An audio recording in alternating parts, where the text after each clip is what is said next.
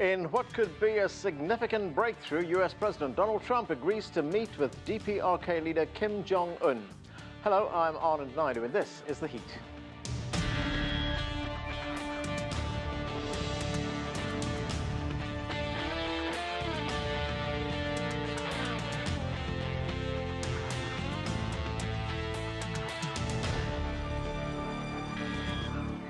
After months of exchanging insults and threats, the US president accepted an invitation to meet face-to-face with the leader of the Democratic People's Republic of Korea. An envoy from the Republic of Korea extended the invitation to Mr. Trump and made the announcement Thursday from the steps of the White House. Kim Jong Un says he'll refrain from further nuclear missile tests and expressed his eagerness to meet with Mr. Trump by May of this year. Earlier, I spoke with the former US ambassador, Christopher Hill, about the significance of the announcement. Well, I worked on this North Korean issue for 4 years, and I never had a day like the day we've had. To be sure, the North Koreans have invited American presidents before. This is the first time an American president has said he'll sit down with a North Korean leader. So in a sense, it's good news. But also, I think for it to be successful, it needs to be very well planned, and I think we have some hard work to do ahead of this summit. So President Trump has accepted the invitation. What does the U.S. hope to get out of this meeting? I think the U.S. would like a sort of clear path to denuclearization. Apparently, the North Koreans told the South Koreans that they're prepared to denuclearize. I think that needs to be elaborated, and ideally, one would like to see that put into a series of steps. Then the U.S. would put into a series of steps what we'd be prepared to do, and then we have to figure out the sequencing of those steps and get to denuclearization. That's quite a difficult proposition with only 2 months to go.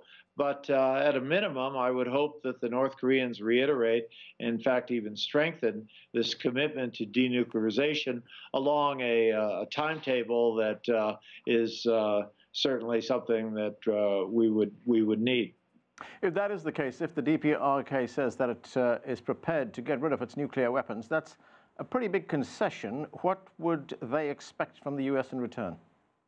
Well, first of all, I don't like to call it a concession. I mean, what they've been doing is illegally producing nuclear weapons in violation of every UN Security Council resolution I can think of. So I wouldn't call it a concession, but I do call it a big step. And I think in response, there needs to be a response from the U.S. So we have to see what the North Koreans want.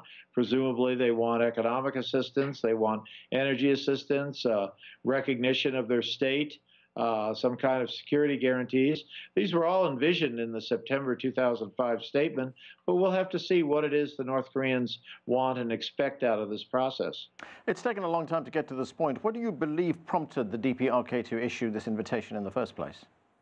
Oh, I think there are a number of factors, and I like to think that one of the key factors is the fact that China has worked closely together with the U.S. and other members of the Security Council to put together a very robust sanctions package. I think in addition, it's been very clear that the North Koreans cannot go shopping among different countries and get different answers, because I think the degree of U.S. and Chinese cooperation has been very good. So I think it's a number of factors, and we'll have to see what it all means.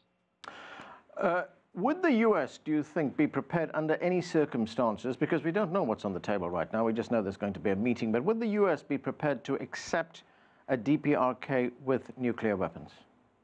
I think President Trump has been very clear, and I think most people have been very clear, and all U.S. presidents have been very clear that no, we will not accept a nuclear North Korea. We will simply not accept that. And however we have to deal with that, we will find the means to deal with that. Obviously, a diplomatic and negotiated end to it is highly preferred. But I think everyone needs to be very clear the U.S. will not accept a nuclear North Korea. How do you see this going forward? So there's a meeting that takes place in May. Where does it go to from there? Well, again, hard to say. I mean, certainly I would hope President Trump's puts together a strong diplomatic team. I would hope they come up with what they believe are the steps that need to be accomplished to make North Korea, or to return North Korea to the international community as a non-nuclear country. And then, of course, I think the U.S. and other parties in the six-party talks need to be prepared to live up to their own obligations and figure out how those could be sequenced with those of the North Koreans. So that would be an ideal circumstance where they agree on this kind of dual roadmap where we do some things and North Korea does some things. So ultimately, do you think this won't be a bilateral negotiation between the United States and the DPRK, but will take place under the auspices of the six-party talks? Hard to say at this point, but I certainly would prefer a negotiation that ends up in a multilateral context. I think it's unrealistic to expect the U.S. to solve this problem on its own. It's unrealistic to ask China to solve this problem on its own.